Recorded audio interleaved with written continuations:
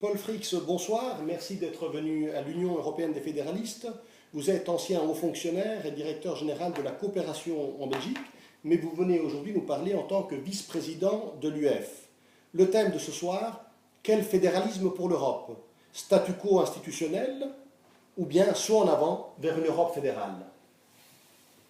Merci Domenico. En fait, l'Europe est sur la voie du fédéralisme depuis 60 ans. Mais elle suit ce cheminement de manière un peu labyrinthique. Ce qui pouvait s'expliquer à l'époque de la guerre froide et du parapluie de défense américain. Aujourd'hui, le monde a fondamentalement changé. Nous sommes confrontés à des bouleversements fondamentaux de l'économie mondiale, mais aussi des technologies. Il y a notamment le réchauffement climatique, l'impact futur de l'intelligence artificielle.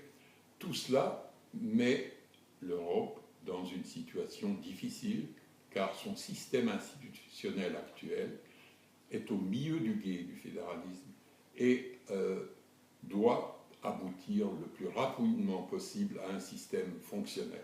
L'Europe actuelle ne sait pas prendre les décisions qui s'imposent, tant sur le plan interne que sur le plan international.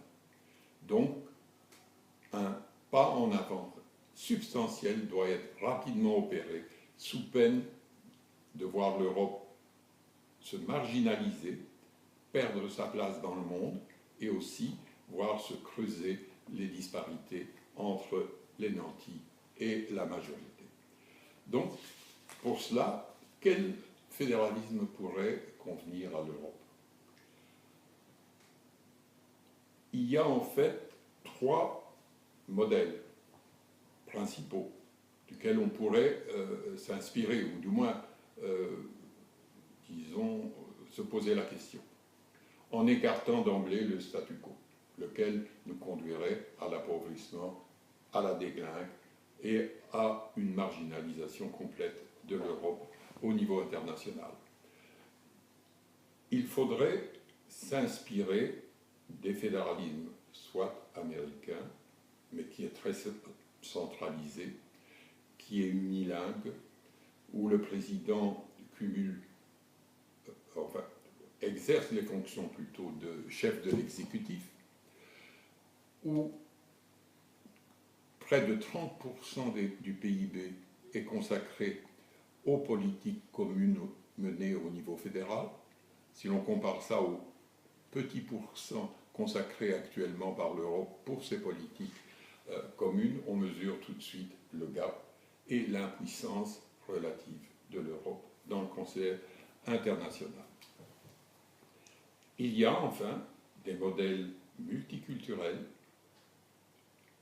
et relativement simples de fédéralisme, surtout le modèle suisse, mais aussi le modèle canadien pourrait nous inspirer, car ils sont tous deux démocratiques et efficaces. Le modèle suisse est particulièrement bien adapté, car le nombre de compétences qui se gèrent au niveau fédéral est limité. Je crois qu'il y en a 7 et il y a autant de ministres. Le système est souple. Est-ce que nous pouvons y arriver au niveau européen? Je dirais qu'il est indispensable d'arriver au moins à un modèle suisse. Donc il est important de définir une échelle de subsidiarité réaliste et efficace. Au niveau fédéral, seul un petit nombre de compétences essentielles doivent être développées. Les grands enjeux de l'interdépendance mondiale au niveau des affaires étrangères, de la défense, de la coopération internationale, la monnaie, le commerce, la cohérence des politiques fiscales, la promotion de la recherche et de l'innovation, notamment en ce qui concerne les nouvelles technologies et l'intelligence artificielle, la lutte contre le réchauffement climatique au niveau européen et mondial, les grands travaux d'infrastructure et de relance économique, les mécanismes de solidarité.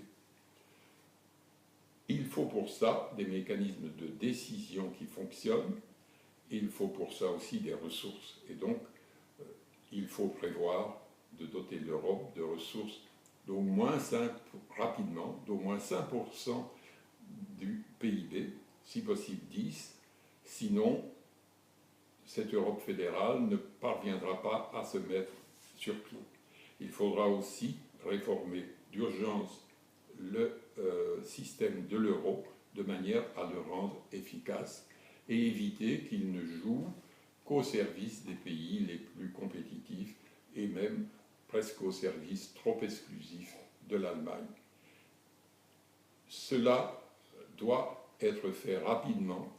Il s'agit maintenant de poser les questions qu'il faut aux candidats aux élections pour qu'ils se positionnent sur ces enjeux essentiels.